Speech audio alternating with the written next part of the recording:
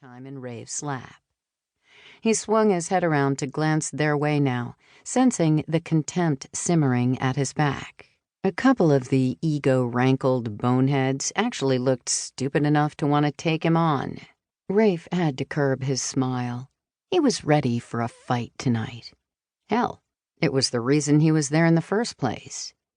"My father works in law enforcement," the mouthpiece of the Darkhaven males added helpfully. "He says it's been all over justice for weeks. The golden boy here got his ass handed to him by Luke and Thorne, and they cut him loose. Evidently, gross insubordination and conduct unbecoming isn't a good look, even for the members of the Order." "That true? You're not one of the Order's warriors anymore?" Rafe pivoted back to the scowling bartender. "Do I look like I am?" He knew damn well he didn't. His dark blonde hair was grown out in loose waves that broke at his shoulders, windblown from the ride on his motorcycle, which he'd parked outside the bar. Thick whiskers shadowed his face and jaw. He hadn't put on the Order's black fatigues and weapons belt in months. Tonight he was dressed in jeans and a dark t-shirt under his black leather jacket. He more resembled one of the cluster of menacing-looking gangbangers playing pool and slamming back shots near the other side of the room than a member of the elite warrior team from the Order. The humans in studded black leather had been watching him since he walked in, mistrusting and cautious. Rafe felt their eyes on him now, in particular the muscled, goateed man lording over the bunch and the sole female of the pack, a tall, leggy brunette with an angel's face and mouth-watering curves beneath her biker's leathers and black turtleneck sweater.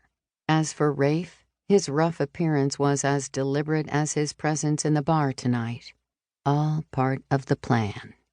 Just like his removal from his team's patrols after he returned from Montreal, and the more recent, carefully constructed rumor that had been allowed to spread like wildfire through both human and breed law enforcement communities that he had been dishonorably ousted from service.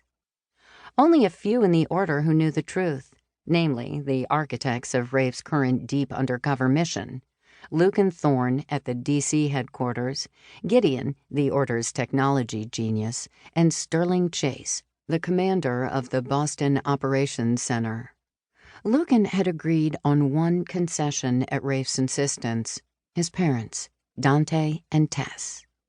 Although Dante commanded the Seattle Operations Center for the Order, there would be no keeping him away from Boston if he truly believed his son had strayed so far off the path. Allowing his parents to think the worst of him would have been hard, but it damn near killed Rafe to be required to keep the truth from his teammates and friends, Nathan, Elijah, and Jax. He could only imagine what they thought of him now.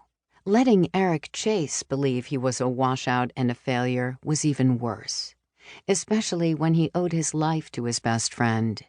Fortunately, the male was still in Montreal with his new mate, Kaya.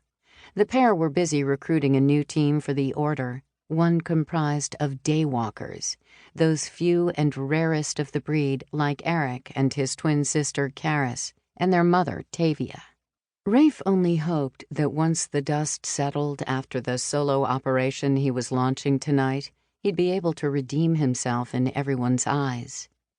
Not just for his covertly orchestrated fall from grace with the Order, but for the very real one that had preceded it.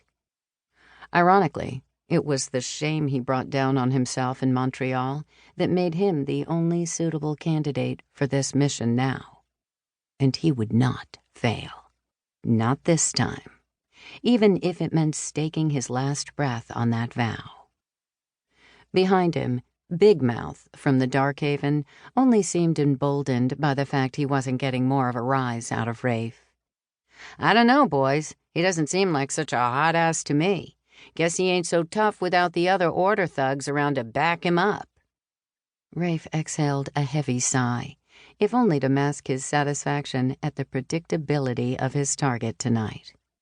Calmly, he moved the clinging woman off his lap and onto the stool beside him. Then he tossed